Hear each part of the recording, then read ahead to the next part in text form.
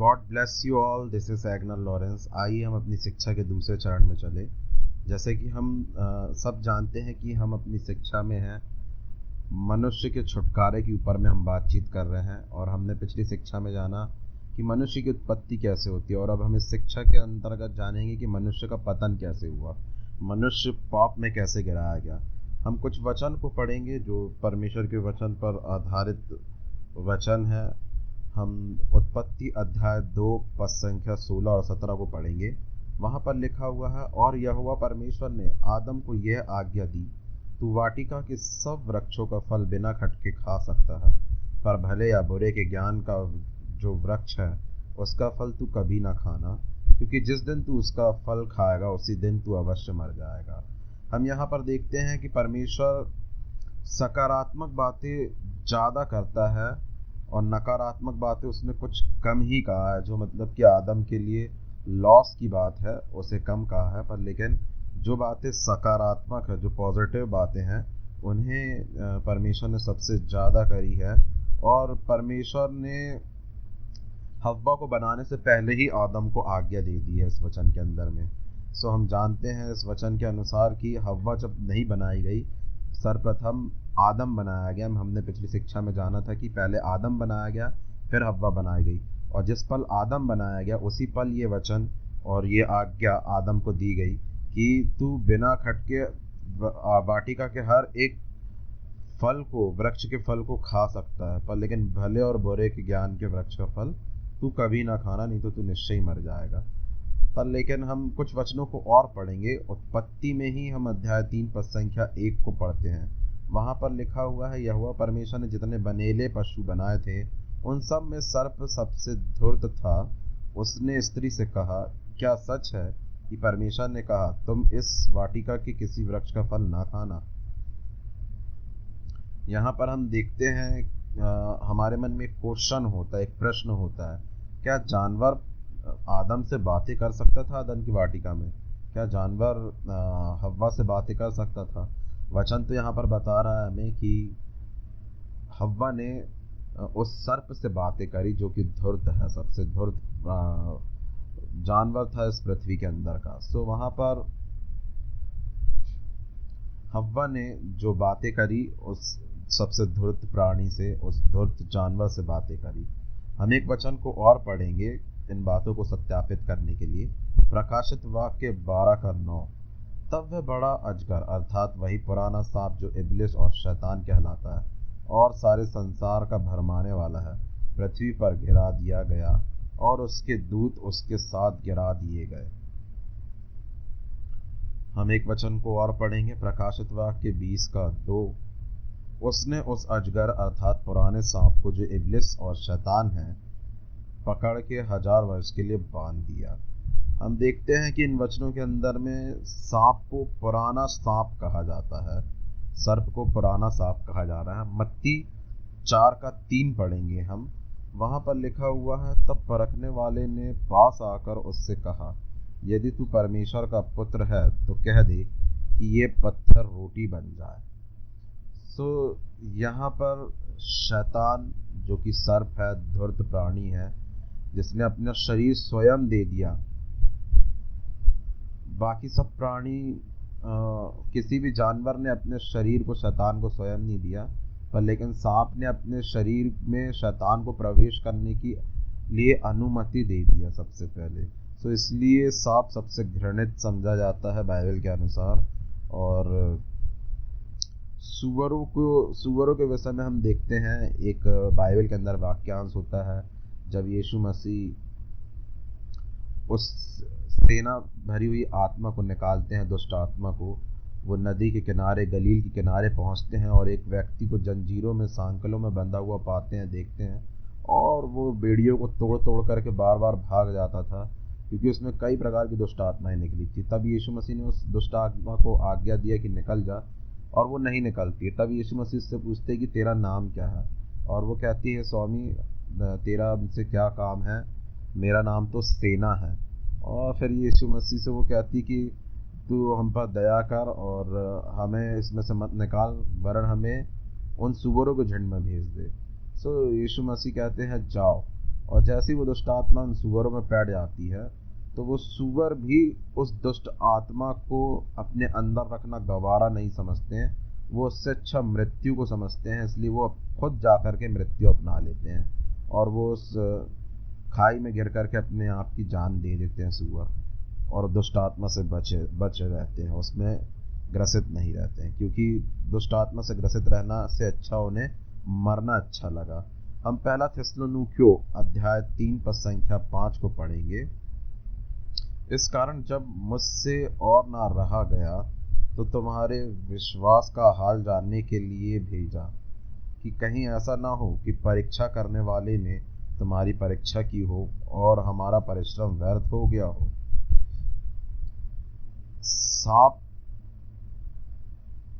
सांप ने शैतान को अपने अंदर में रहने दिया। यहाँ पर हम वचन के अनुसार देखते हैं कि परीक्षा करने वाला परमेश्वर के दासों के परिश्रम को व्यर्थ भी ठहरा सकता है। सो यहाँ पे परीक्षाएं होती हैं, हमारे सामने लालसाएं रखी जाती है, आधा सच रखा जाता है मेरे दोस्तों, भाइयों और बहनों, और ये हमें बहका देता है और हमें निकाल देता है परमेश्वर की महिमा से, हमें दूर करना चाहता है परमेश्वर के वचनों से।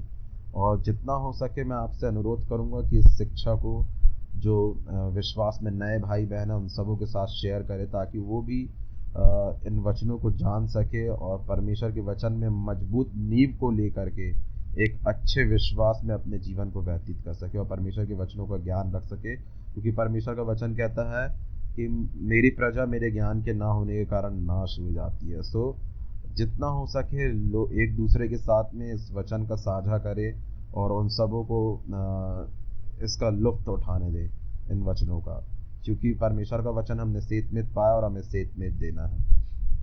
हम एक वचन को और पढ़ेंगे, उत्पत्ति 3 के पद संख्या 2 से 7 को। वहां पर लिखा हुआ है, मैं आपके लिए पढ़ दूंगा। स्त्री ने सर्प से कहा, इस वाटिका के वृक्षों के फल हम खा सकते हैं, पर जो वृक्ष वाटिका के बीच में है उसके फल के विषय में परमेश्वर ने कहा है कि ना तो तुम उसको खाना और ना उसको छूना, नहीं तो मर जाओगे। तब सर्प ने स्त्री से कहा, तुम निश्चय न मरोगे, वरन परमेश्वर आप जानता है कि जिस दिन तुम उसका फल खाओगे उसी दिन तुम्हारी आंखें खुल जाएगी और तुम भले और बुरे का ज्ञान पाकर परमेश्वर के तुल्य हो जाओगे। अतः जब स्त्री ने देखा कि उस वृक्ष का फल खाने के लिए अच्छा और देखने में मन भाव और बुद्धि देने के लिए चाहने योग्य भी है, तब उसने उसमें से तोड़कर खाया और अपने पति को भी दिया और उसने भी खाया। तब उन दोनों की आंखें खुल गई और उनको मालूम हुआ कि वे नंगे हैं, इसलिए उन्होंने अंजीर के पत्ते जोड़ जोड़कर लंगोट बना लिए। शैतान यहाँ पर सहला देने वाली सामर्थ को उपयोग करता है इस वचन के अंदर में, और किसी के साथ में कोई भी जोर जबरदस्ती नहीं करता, ना ही सर्प के साथ में, ना ही हव्वा के साथ में, ना ही आदम के साथ में। वो उनको इस प्रकार मजबूर कर देता है कि वो लोग खुद ही अपने इच्छा से उस फल को खाते हैं। वो सांप अपनी ही इच्छा से उसे अपने शरीर में आने देता है। सो शैतान बड़े अच्छी ट्रिक जानता है बहला फुसला करके बातें करने की, और वो हमेशा आपके सामने आधा सच रख करके आपको बहला फुसला लेता है और आप बहक जाते हैं। परमेश्वर और शैतान का स्वभाव आज भी नहीं बदला है मेरे दोस्तों, भाई और बहनों। परमेश्वर का और शैतान का स्वभाव आज भी नहीं बदला है, जैसे वो शुरू से थे अभी भी हैं। दोनों में एक बात अच्छी है कि दोनों जन किसी के साथ में कोई भी जोर जबरदस्ती नहीं करते हैं। हमारे पास में सब प्रकार से सारी चीज़ें हमारे सामने रख दी जाती है और हमारा मन है कि हम अच्छे काम करेंगे या बुरे काम करेंगे। हमारे पास में चॉइस होती है। सो आदम के पास में चॉइस थी, उसके पास में अधिकार भी था। हम पढ़ेंगे वचन को, उत्पत्ति 3 के 4 और 5। तब सर्प ने स्त्री से कहा, तुम निश्चय ना मरोगे, वरन परमेश्वर आप जानता है कि जिस दिन तुम उसका फल खाओगे उसी दिन तुम्हारी आंखें खुल जाएंगी, तुम भले बुरे का ज्ञान पाकर परमेश्वर के तुल्य हो जाओगे। सो यहाँ पर शैतान आधे झूठ को बोल रहा है, आधे सच को बोल रहा है। और सबसे बड़ा झूठ ये है कि तुम परमेश्वर के तुल्य हो जाओगे। वो ऑलरेडी परमेश्वर के तुल्य बनाए गए लोग थे और वो इस बात को नहीं समझ पाए, और वही उनके लिए सबसे बड़ा नुकसानदायक काम हुआ। हम पहला यूहन्ना अध्याय 2 पद संख्या 16 को भी पढ़ेंगे। वहाँ पर लिखा हुआ है, क्योंकि जो कुछ संसार में है, अर्थात शरीर की अभिलाषा और आंखों की अभिलाषा और जीविका का घमंड, वह पिता की ओर से नहीं परंतु संसार ही की ओर से है। परमेश्वर ने कहा था अपने अधिकार का उपयोग करना, लेकिन आदम हव्वा के साथ शांति से खड़ा रहा, और वो जो फल शैतान ने उन्हें कहा था खाने के लिए, वो उसके साथ मिलकर के खाता रहा। उसके पास में एक अधिकार था कि वो शैतान को वहाँ से भगा सकता था बोल करके, पर लेकिन उसने उसका उपयोग नहीं किया और वो बहकावे में आकर के उस फल को खाने लगा। पहला तीमुथियुस 2:14 पढ़ेंगे हम। वहाँ पर लिखा है, और आदम बहकाया ना गया पर स्त्री बहकाने में आकर अपराधनी हुई। आदम बहकाया ना गया पर स्त्री बहकाने में आकर अपराधनी हुई। यहाँ पर जो पहला पाप है वो है झूठ पर विश्वास करना और परमेश्वर के विरुद्ध सोचना। पूरी दुनिया का सबसे पहला पाप है कि परमेश्वर की बातों पर, जो परमेश्वर ने कहा है, उसके वचन पर, उसकी आज्ञा पर अविश्वास करना और झूठ पर विश्वास कर लेना, उसके विरुद्ध में चलना, ये सबसे बड़ा पाप है। और पुराने नियम के अनुसार पाप की डेफिनेशन, पाप का अर्थ है परमेश्वर की आज्ञा ना मानना।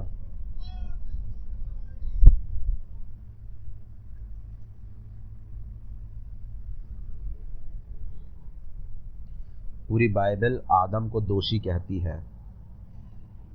परमेश्वर ने उनके पाप करने के बाद जीवन के वृक्ष को सुरक्षित किया ताकि वह उसे भी ना खा पाए।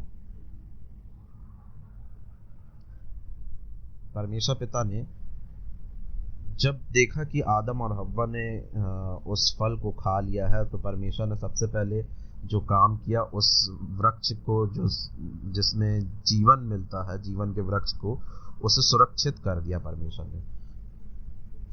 वो भी आदम की भलाई के लिए ही किया कि आदम पूरे जीवन भर उस पाप में शरीर में फंसा न रह जाए, इसलिए परमेश्वर ने उसे वहां से अलग किया। हम एक वचन को और पढ़ते हैं, होशे 6:7। वहां पर लिखा हुआ है, परंतु उन लोगों ने आदम के समान वाचा को तोड़ दिया, उन्होंने वहां मुझसे विश्वासघात किया। विश्वासघात करना मतलब पाप कर बैठना, दुश्मन की तरफ हो जाना। हव्वा ने धोखा खाया था, लेकिन आदम ने कोई धोखा नहीं खाया था। आदम को कोई धोखा नहीं था।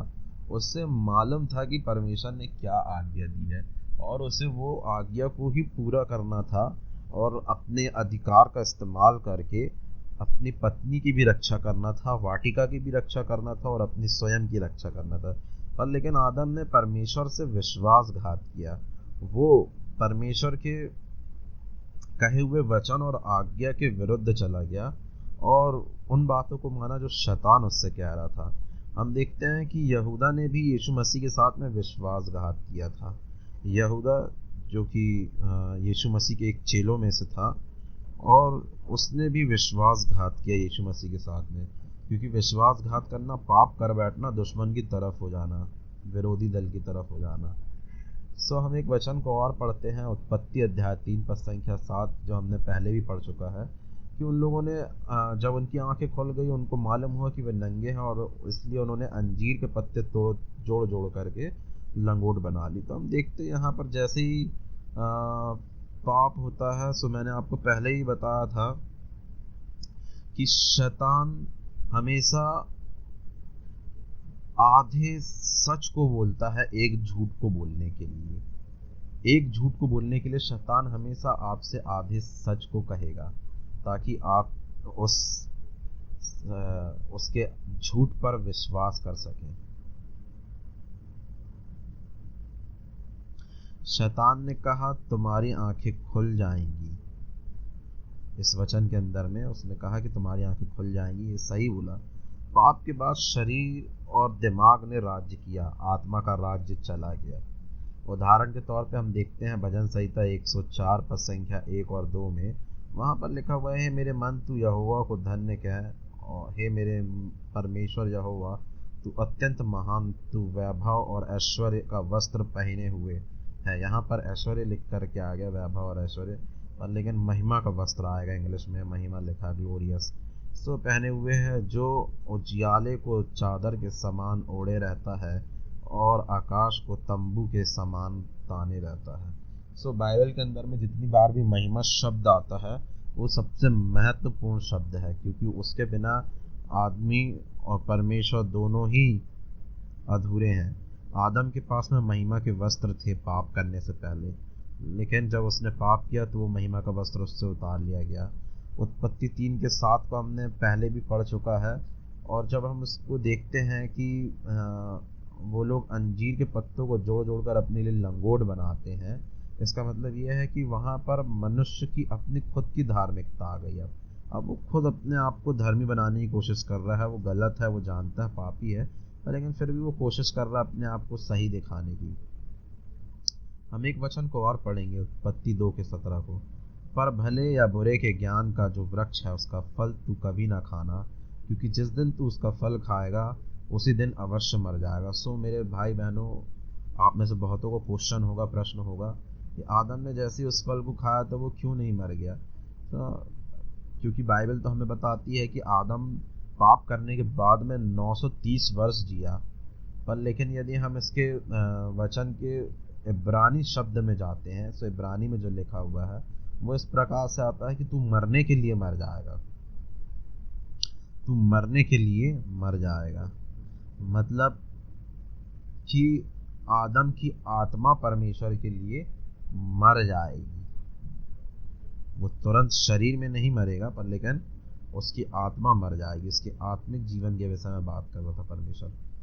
हम एक वचन को और देखते हैं उसी के अध्याय 3 के पद संख्या 8, उत्पत्ति 3:8 को। तब यहोवा परमेश्वर जो दिन के ठंडे समय वाटिका में फिरता था का शब्द उनको सुनाई दिया। तब आदम और उसकी पत्नी वाटिका के वृक्षों के फल बीच यहोवा परमेश्वर से छिप गया।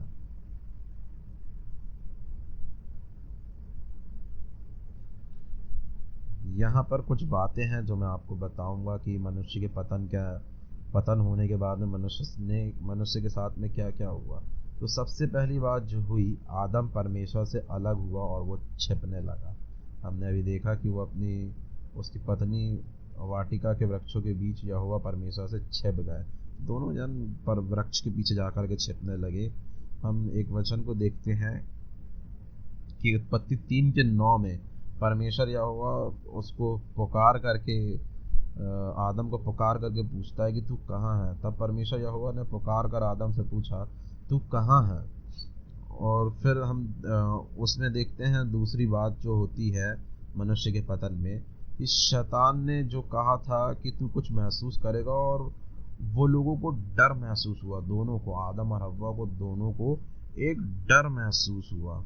और दोनों ने जब डर को महसूस करा तो एक वचन को हम पढ़ेंगे, उत्पत्ति 3:10। उसने कहा, मैं तेरा शब्द बारी में सुनकर डर गया, क्योंकि मैं नंगा था इसलिए छिप गया। सो जब उन लोगों ने परमेश्वर की आवाज़ को सुना और वो लोग डर गए और छिपने लगे। तीसरी बात जो यहाँ पर हुई वो ये है कि आदम को दोष लगा और विवेक अशांत हो गया, उसका विवेक अशांत हो गया,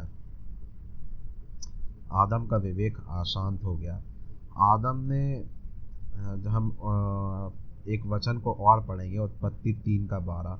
आदम ने कहा, जिस स्त्री को तूने मेरे लिए मेरे संग रहने को दिया है, उसी ने उस वृक्ष का फल मुझे खाने को दिया और मैंने उसे खा लिया। सो चौथी बात यहाँ पर जो होती है, हम देखते हैं इस वचन के अनुसार कि आदम दोष लगाता है परमेश्वर और स्त्री दोनों के ऊपर में।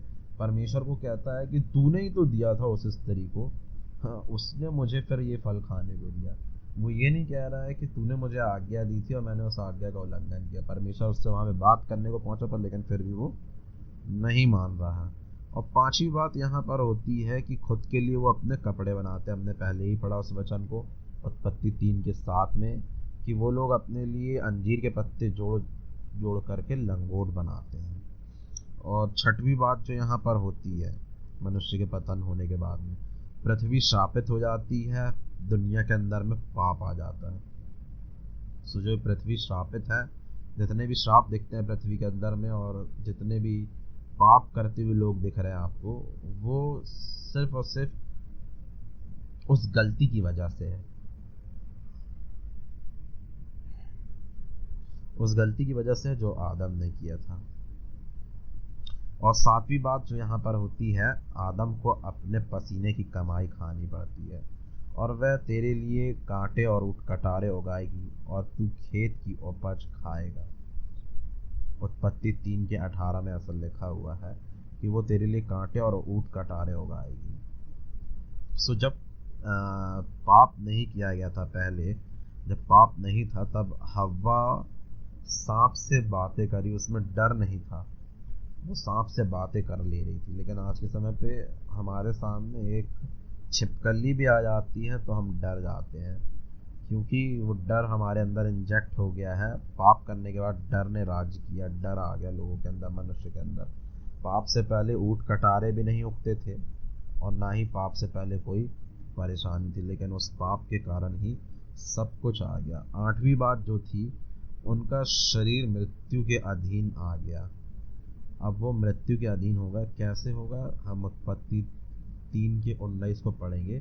वहाँ पर लिखा, और अपने माथे के पसीने की रोटी खाया करेगा और अंत में मिट्टी में मिल जाएगा, क्योंकि तू उसी में से निकाला गया है। तू मिट्टी तो है और मिट्टी में ही फिर मिल जाएगा। आदम ने अपने पोते का नाम एनोश रखा। सो यहाँ पर ध्यान दे, पर आदम ने अपने पोते का नाम एनोश रखा। एनोश का मतलब होता है मरने के लिए बीमार, मरने के लिए बीमार। सो हम एक वचन को और पढ़ेंगे, उत्पत्ति 3:16। फिर स्त्री से उसने कहा, मैं तेरी पीड़ा और तेरे गर्भवती होने के दुख को बहुत बढ़ाऊंगा। तू पीड़ित होकर बालक उत्पन्न करेगी, और तेरे लालसा तेरे पति की ओर होगी, और वह तुझ पर प्रभुता करेगा। सो यहाँ पर हम देखते हैं कि 9वीं बात जो होती है कि गर्भ की पीड़ा बढ़ गई। स्त्री की गर्भ में जो जब स्त्री प्रेग्नेंट होती है, तब हम देखते हैं कि वो लोग बहुत पीड़ा को, दर्द को महसूस करते हैं। सो वो इसलिए है क्योंकि उस समय से ही परमेश्वर ने इन चीज़ों को होने दिया। सो ये हमारे मनुष्य के पतन के बाद हुआ है। और 10वीं बात ये थी कि स्त्री अपने पति पर अधिकार करना चाहेगी, पर लेकिन वो विवाह में लड़ाई करवा देगी। ये बात कि वो अपने पति पर अधिकार करना चाहती, पर लेकिन फिर भी स्त्री पर पति का ही अधिकार होगा, क्योंकि परमेश्वर के तरफ से ये एक लॉ है, नियम है कि वही उसके ऊपर अधिकार करेगा। और 11वीं बात जो यहाँ पर हुई है, अदन की वाटिका, जो कि पैराडाइज, स्वर्ग की तरह तस्वीर है, उस जगह से निकाला जाना। आदम ने जब पाप किया तो वह शैतान की संतान बन गया, इसलिए वो वहाँ से, पैराडाइज से, अर्थात अदन की वाटिका से निकाल दिया गया। सो मेरे दोस्तों, मनुष्य का पतन इसी प्रकार हुआ, और वो सब चीज़ों को खोता चला गया जो कुछ परमेश्वर ने उसे दिया था, जो उसके लिए अच्छा था, भला था। उन सब चीज़ों को उसने, सारे लाभ को, जो उसके जीवन में लाभ परमेश्वर ने जोड़े थे, उन सब को उसने खो दिया, अपने अधिकार को खो दिया, और अब वो खाली हो चुका, उसके पास में अब कुछ ना रहा।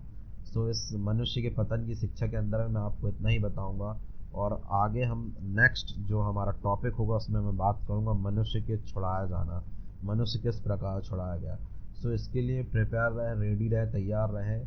और यदि आपने इससे पहले हमारी शिक्षा को नहीं सुना है, सो मनुष्य की उत्पत्ति को जा कर के सुने। उसकी लिंक मैं, वीडियो की लिंक मैं डिस्क्रिप्शन में डाल दूंगा, आप उसे ज़रूर जा कर के सुने।